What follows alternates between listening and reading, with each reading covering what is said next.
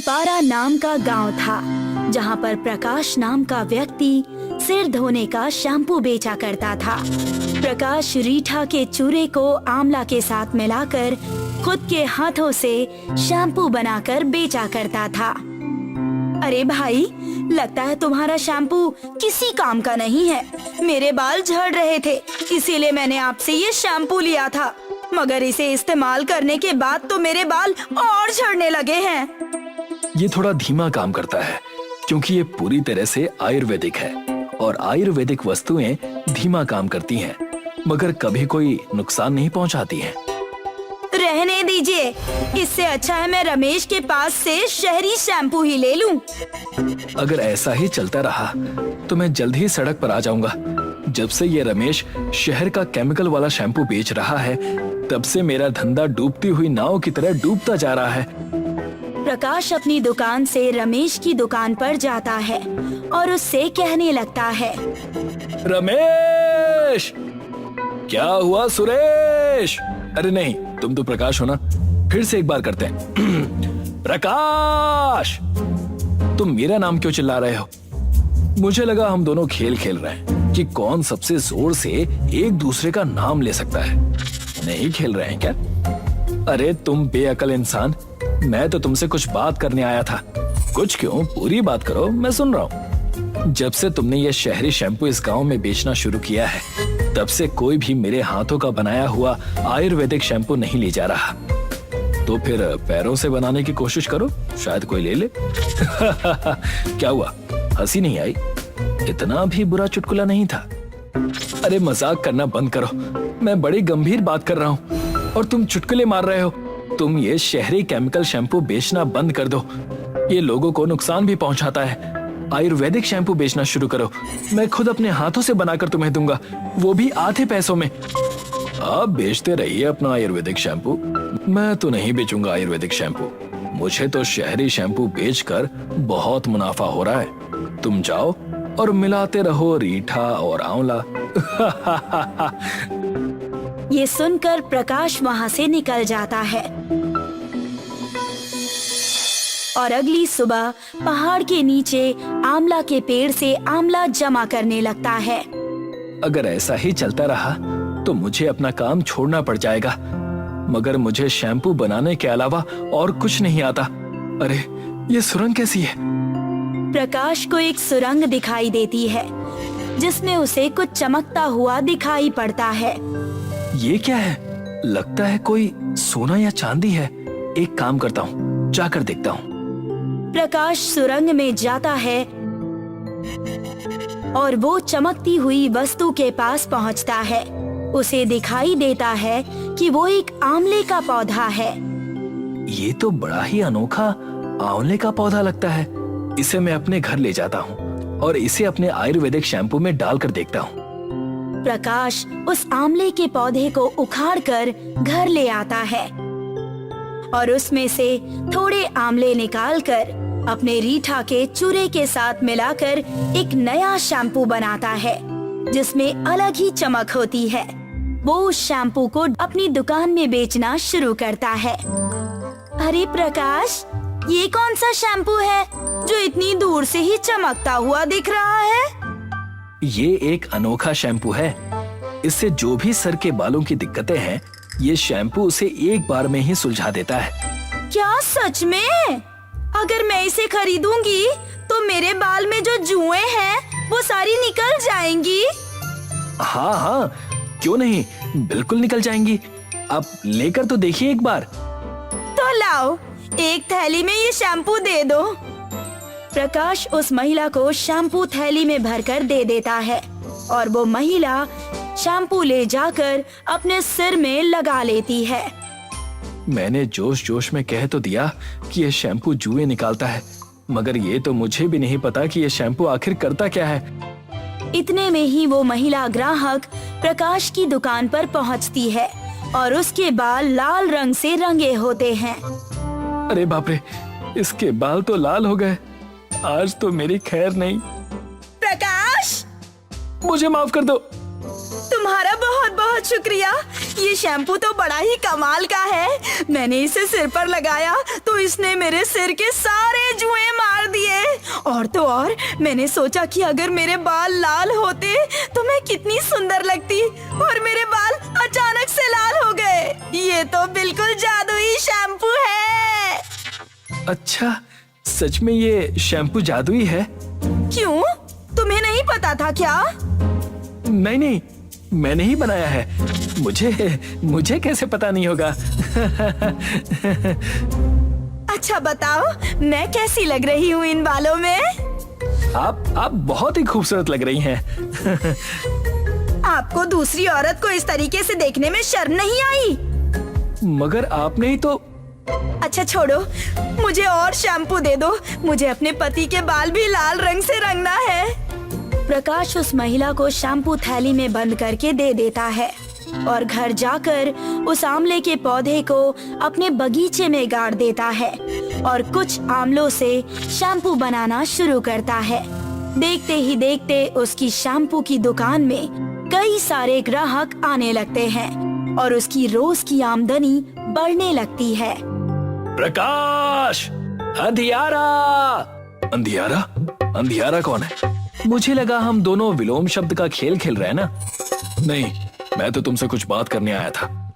हाँ हाँ बोलो, मैं तुम्हें सुनने के लिए ही तो यहाँ पर खड़ा हूँ। मुझे भी वो शैम्पू चाहिए था क्योंकि तुम टकले हो, इसीलिए, है ना? बिल्कुल चिंता मत करो, मैंने खास तुम्हारे लिए अलग से शैम्पू को निकाल कर रखा है। अच्छा, सच में? मगर इसका तुम्हें 2 गुना भाव देना होगा, क्योंकि जब तक तुम उस केमिकल वाले शैम्पू को बेच रहे थे तब तक मुझे काफी नुकसान उठाना पड़ा था, याद तो होगा ही।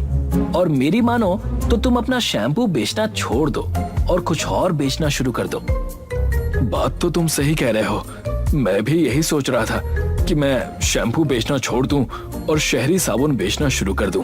ठीक है प्रकाश, मुझे तुम्हारी कही हुई बातें मंजूर हैं। लाओ, मुझे शैम्पू दे दो। प्रकाश रमेश को शैम्पू बेच देता है और सोचने लगता है कि उसे शैम्पू के साथ साबुन भी बेचना शुरू करना चाहिए। अगर मैं इस जादुई आंवले को साबुन में डालकर बेचूं तो शायद मैं और मुनाफा कमा सकता हूं और मैं उस साबुन को 2 गुने दाम में बेचूंगा और खूब पैसे कमाऊंगा।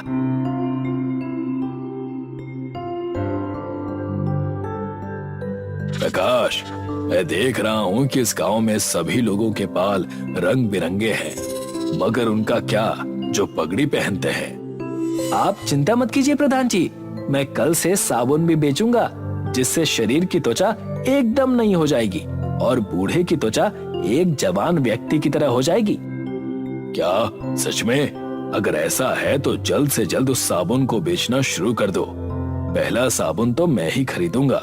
वैसे तो मेरी त्वचा जवान की तरह ही है, लेकिन मैं उस साबुन को जरूर खरीदूंगा।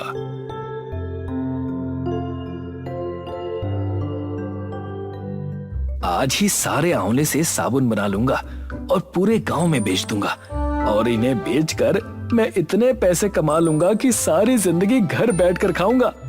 प्रकाश सारे आंवलों से साबुन बना लेता है और अगले दिन गांव में बेचना शुरू करता है और वो महिला ग्राहक वहाँ फिर से आती है। अरे ये क्या प्रकाश, तुमने साबुन भी बेचना शुरू कर दिया?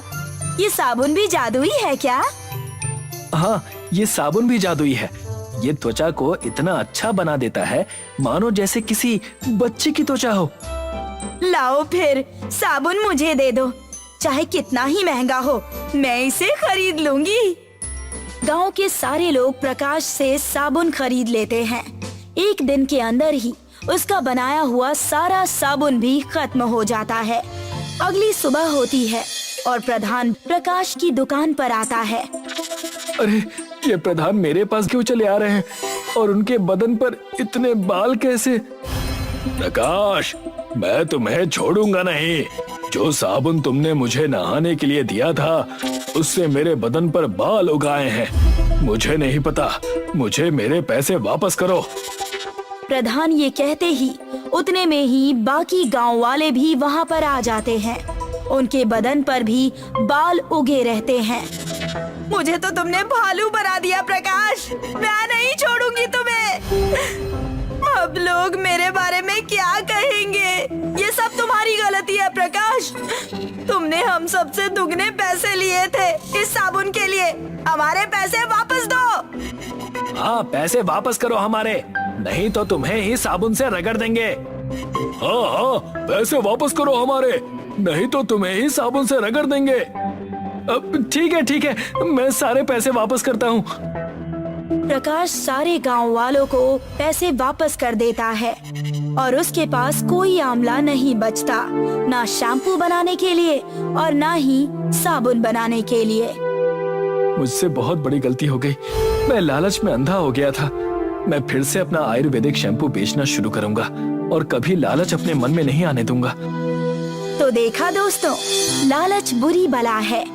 लालच से इंसान की बुद्धि भ्रष्ट हो जाती है और अंत में उसे पछताना पड़ता है। किशन एक गरीब किसान था। उसके 2 बेटे राघव और सुरेश थे। राघव आलसी और निकम्मा था, परंतु सुरेश उतना ही मेहनती था। वह मेहनत पर विश्वास रखता था। एक दिन की बात है। राघव, तुम पूरे दिन सोते ही रहते हो, कुछ काम धंधा नहीं है। जब देखो मैं तुम्हें सोता हुआ ही देखता हूँ। तुमने थोड़ा बहुत खाया तो खाया, नहीं तो तुम्हें खाने के लिए भी कुछ ना दो, बस सोने को बोल दो कितना भी। क्या है पिताजी, अभी तो मैं इतना अच्छा सपना देख रहा था, बस मैं राजा बनने ही वाला था। इतने में आपने मुझे जगा दिया। आप हमेशा गलत वक्त पर आ जाते हैं, मैं अमीर होते होते रह जाता हूँ। भैया, सपने में अमीर होने से क्या होता है? बात तो तब है जब हकीकत में हमें कुछ पैसे मिले, और वो सपने देखने से नहीं बल्कि मेहनत करने से होते हैं। आप अगर सोते रहोगे तो आप राजा नहीं बन पाओगे। चलो उठो और कुछ काम करते हैं। सुरेश, तू अपना प्रवचन ना अपने पास ही रखा कर। अगर तू चौराहे पर बैठकर ये प्रवचन देगा तो अच्छे पैसे मिलेंगे। मुझे काम करने की जरूरत नहीं पड़ेगी। मुझे मेरे सपनों के साथ ही रहने दे और जा कोई काम धंधा तू ही कर, और जो पैसे कुछ मिले तो मुझे भी दे दियो, मैं भी थोड़ा खर्चा पानी कर लूंगा। इसी तरह से राघव और सुरेश में बहस होती थी। राघव सुरेश की एक भी बात नहीं मानता था और सोता ही रहता था। उसे काम करना पसंद नहीं था। एक दिन की बात है, सुरेश उदास होकर बैठा था और सोच रहा था कि क्या किया जाए कि घर के हालात सुधर सकें। हमारे घर के हालात अच्छे नहीं हैं। हमारी माँ भी हमारे साथ नहीं है। अगर माँ होती तो कम से कम हमें 2 वक्त की रोटी भी तो बना कर देती। रोटी भी हमें ही बनानी पड़ती है और कमाना भी हमें ही पड़ता है। ऐसा क्या करूं जो अपने घर के हालातों को सुधार सकूं? तभी वहाँ किशन आ जाता है और उसे उदास देखकर उससे पूछता है, क्या हुआ बेटा, इतना उदास होकर क्यों बैठे हो? पिताजी, मैं कुछ करना चाहता हूँ जिससे हमारे घर के हालात सुधर सकें। भैया तो कोई काम करते नहीं और आपकी भी उम्र हो चली है। बेटा, तुम सही कह रहे हो। अब मेरे बस का कुछ नहीं रहा। हमारे पास कुछ और तो नहीं, बस हमारे पूर्वजों की थोड़ी सी जमीन है। उस जमीन पर कुछ नहीं उगता, वो एक बंजर जमीन है। अगर उस पर कुछ उगता तो हमें खाने के ला लेना पड़ते, उसी से कुछ खा लिया करते। मैंने उस पर कई बार खेती करने की कोशिश की, पर वहाँ कुछ उगता ही नहीं है। कोई बात नहीं, आप चिंता ना करें।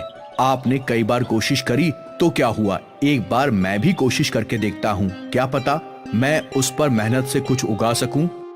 ठीक है, वो चीनी की मिल के पास जो 1.5 बीघा जमीन है वो हमारे पूर्वजों की जमीन है। तुम चाहो तो उस पर मेहनत करके देख लो, क्या पता कुछ उपज हो जाए। सुरेश जमीन की तरफ चल पड़ता है और वहाँ जाकर जमीन को देखकर उदास हो जाता है, क्योंकि वह जमीन बंजर पड़ी हुई होती है। फिर भी वह उस पर मेहनत करने की सोचता है और हल से उस खेत को जोतने के लिए चल पड़ता है। अरे ये तो सच में बंजर जमीन है। इस पर जुताई करने के लिए बैलों की जरूरत पड़ेगी, पर बैलों की जोड़ी तो मेरे पास है ही नहीं। मैं खुद ही बैलों की कमी को पूरा कर लेता हूँ और अपने कंधे पर हल को रखकर इस खेत की जुताई कर लेता हूँ। सुरेश उस खेत पर पूरी मेहनत से काम करता है। उसे खेत पर मेहनत करते करते कई दिन बीत जाते हैं, परंतु उस खेत में कुछ भी होने के आसार नजर नहीं आते। वह थक कर पसीने में तरबतर होकर एक जगह उदास होकर बैठ जाता है। तभी बुरके में एक महिला उसके पास आती है। अल्लाह के नाम पर कुछ दे दे बेटा, कई दिनों से कुछ नहीं खाया। माई, मेरे तो खुद के खाने के लाले पड़े हुए हैं, मैं तुझे क्या दे दूं? ए बेटा, कुछ तो तेरी पोटली में रखा होगा, कुछ भी खिला दे, बहुत तेज भूख लगी है। देख, तू बहुत तेज है, इससे आगे और भीख मांगने के लिए नहीं जाया जा रहा। माई, मेरे पास सिर्फ एक रोटी और प्याज है, और तो मैं कुछ दे नहीं सकता। आज ये रोटी तू खा ले और मैं पानी ही पीकर आज का दिन पूरा कर लूंगा। बहुत बहुत शुक्रिया बेटा, आज तूने मुझे पेट भरने के लिए रोटी दी है। अपना पेट काट कर अल्लाह तेरे घर में बरकत करे, तुझे किसी चीज की कमी ना हो। माई, मेरे घर तो रोटी के लाले पड़े हुए हैं, मेरे घर बरकत कहाँ से होगी? एक खेत मिला है, वो भी बंजर है, उस पर खेती करने की सोचता हूँ, पर इस खेत में कुछ उगता ही नहीं। एक भाई है, वो इतना आलसी है कि उसे सोने से फुर्सत नहीं। एक बाप है जो बुजुर्ग हो चुका है, उसके बस का कुछ रहा ही नहीं। बेटा, इतना परेशान मत हो, मैं तुझे ये पत्थर देती हूँ, इन्हें अपने खेत में डाल दे और अपने घर चला जा। माई, मेरे खेतों में पत्थरों के अलावा और कुछ है ही नहीं। तूने 4 पत्थर और मुझे दे दिए खेत में डालने के लिए, इनसे भला मेरा क्या होगा? चल, तेरे ये 4 पत्थर और अपने खेत में फालतू में डाल देता हूँ। बंजर तो है ही जमीन, और बंजर हो जाएगी। मेरे नसीब में पत्थरों के अलावा है ही क्या? ला, ये 4 पत्थर भी मुझे दे दे, मैं इन्हें भी खेत में डाल देता हूँ। सुरेश उन पत्थरों को लेकर खेत में डाल देता है और निराश होकर घर की ओर चल देता है। दूसरी सुबह जब वह अपने खेत पर आता है तो देखकर दंग रह जाता है। पूरा खेत सफेद पड़ा हुआ था। वह समझ नहीं पाता कि ये उसके खेत में क्या हो रहा है। वह पास जाकर देखता है तो पूरा खेत अंडों से भरा हुआ होता है। पूरे खेत में अंडे ही अंडे होते हैं। अरे, ये क्या? पूरा खेत अंडों से भरा हुआ है। अभी तो इस खेत में रात तक कुछ भी नहीं था, अब ये इतने सारे अंडे कहाँ से आ गए? कहीं ये माई के 4 पत्थरों का कमाल तो नहीं?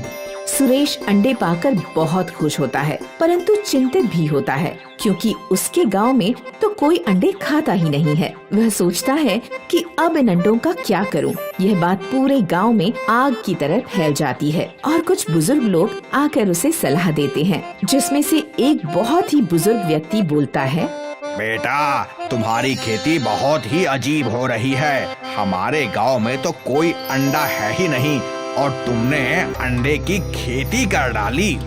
बाबा, मैं क्या करूं? मेरे खेत में तो अंडे ही अंडे हैं, इसके अलावा तो मेरे खेत में कुछ है भी नहीं। पहले तो ये बंजर ही पड़ी हुई थी, अब हुए भी तो अंडे हुए जो किसी काम के नहीं। बेटा, निराश मत हो, हमारे गांव से बाहर निकलकर कुछ मील की दूरी पर एक मुस्लिम गांव है, जहां पर तुम्हारे अंडे बहुत बिकेंगे। तुम वहां जाकर ये अंडे बेच आना। सुरेश को यह उपाय बहुत अच्छा लगता है। वह सारे अंडों को एक ट्रॉली में भरकर पास के गांव में बेचने जाता है, जहां उसके अंडे हाथों हाथ बिक जाते हैं और सब उसके पास से ही अंडे खरीदना चाहते हैं। अब सुरेश अंडे वाले के नाम से फेमस और अमीर हो जाता है।